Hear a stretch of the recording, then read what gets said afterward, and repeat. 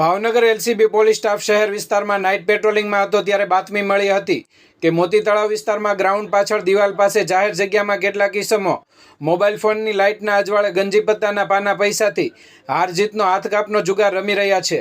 જે બાતમીની ખાતરી કરવા તેમજ આરોપીઓની હલચલ પર નજર રાખવા પોલીસ દ્વારા ડ્રોન કેમેરાની મદદ લેવામાં આવી હતી। ડ્રોન મારફતે આરોપીઓની હાજરી અને જુગાર રમવાની પ્રવૃત્તિ કન્ફર્મ થતાં પોલીસે તાત્કાલિક રેડ કરી 3 ઈસમોને જુગાર રમતા રંગે હાથ ઝડપી પાડ્યા હતા, જ્યારે અન્ય કેટલાક ઈસમો અંધારાનો લાભ લઈ ફરાર થઈ ગયા હતા।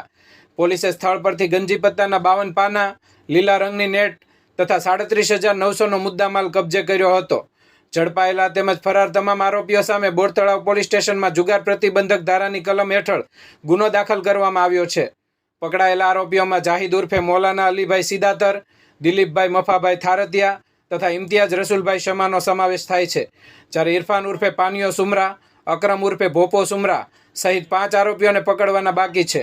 આ સમગ્ર કાર્યવાહી પોલીસ ઇન્સ્પેક્ટર શ્રી AR વાળાના માર્ગદર્શન હેઠળ એલસીબી સ્ટાફના વનરાજભાઈ ખુમાણ, જયદીપસિંહ ગોહિલ, માનદીપસિંહ ગોહિલ, ઉમેશભાઈ ઉંબલ દ્વારા આ સમગ્ર કામગીરી કરવામાં આવી હતી।